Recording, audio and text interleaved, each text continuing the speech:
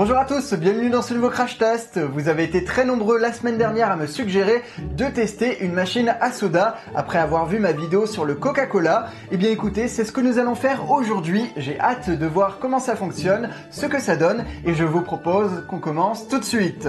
À noter que je vais l'essayer avec les saveurs officielles mais également avec ma recette de Coca maison pour voir ce que ça donne. Et pour ceux qui attendent les résultats du concours, ce sera à la fin de la vidéo.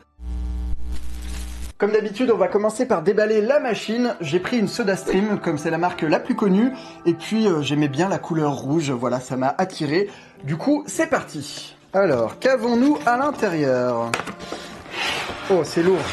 Oh là là, il y a plein de choses. Nous avons donc la notice, des bouteilles, une recharge de gaz, un concentré saveur limonade et bien évidemment, la machine. Je pensais que c'était du métal, mais en fait non, c'est du plastique. Du coup, petite déception, mais bon, c'est pas grave, c'est quand même assez esthétique. Ok, eh bien écoutez, je vous propose qu'on l'essaye sans plus tarder.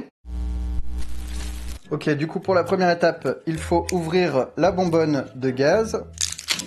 Super. Et il faut vraiment faire attention, ce n'est pas un jouet, des accidents sont vite arrivés. Je vais donc être prudent. Et on va venir placer la bouteille à l'intérieur. Wow! Je ne m'attendais pas à ça. Ok, donc ils ont caché une bouteille surprise derrière, ce n'était pas prévu. Ça fait toujours ça en plus. Et on va venir positionner ça juste ici. Super. Apparemment, il faut tourner pour que ça se verrouille. Parfait, ça m'a l'air bien accroché. Et maintenant, je peux venir refermer. Ok, ça m'a l'air bon. Je pensais que c'était une machine qui fonctionnait à l'électricité, qu'il fallait la brancher ou qu'il y avait une batterie, mais en fait non, visiblement. Ce qui est plutôt un bon point.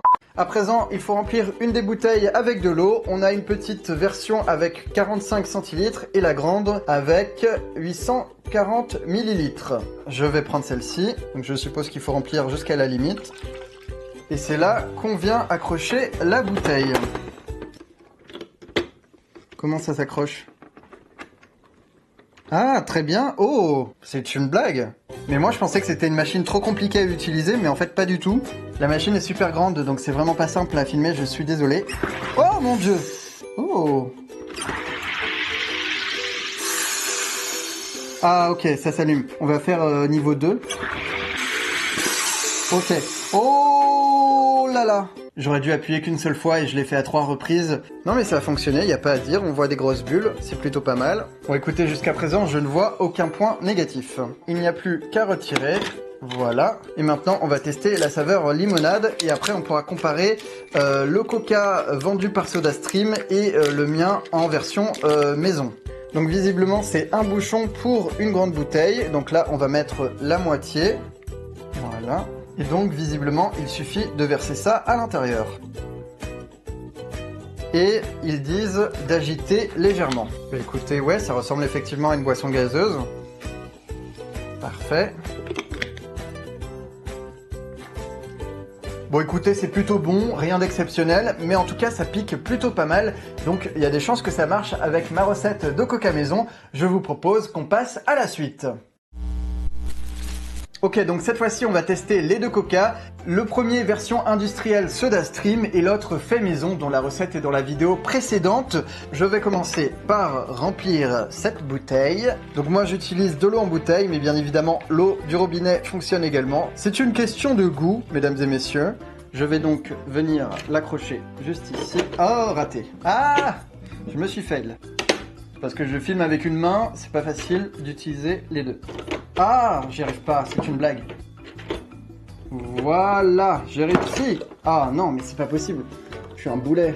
Bon, écoutez, on va le faire avec les deux mains parce que là, j'y arrive pas. Ah, voilà, parfait. Ensuite, on envoie le gaz.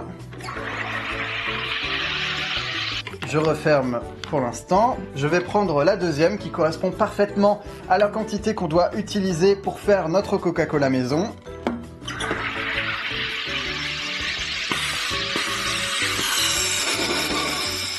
Pareil, je referme en attendant et je vais mettre la machine de côté, ce qui est aussi une bonne excuse pour faire une sortie. Maintenant, on va passer aux choses sérieuses. Je vais commencer par le cola SodaStream. Waouh, ça sent fort, le sucre. Donc un bouchon complet. Voilà. Et on vient verser à l'intérieur. Ah, j'en ai mis à côté, je crois. Oh là là! Ah ouais, mais non.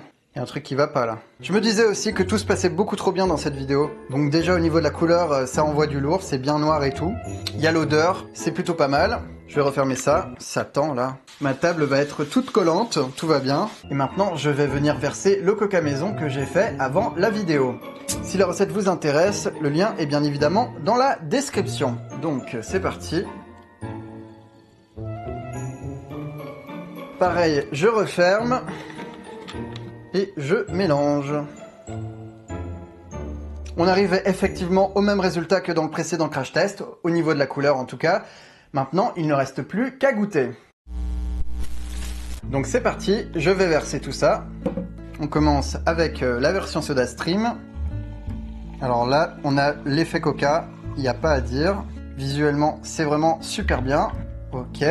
Ah! J'ai failli renverser la bouteille, c'est une blague. On va faire attention. Et maintenant, la version maison. Bon, au niveau de l'aspect, ça donne un peu moins envie, mais bon, ça marche aussi, il y a des bulles qui disparaissent. Maintenant, il ne reste plus qu'à goûter. 3, 2, 1.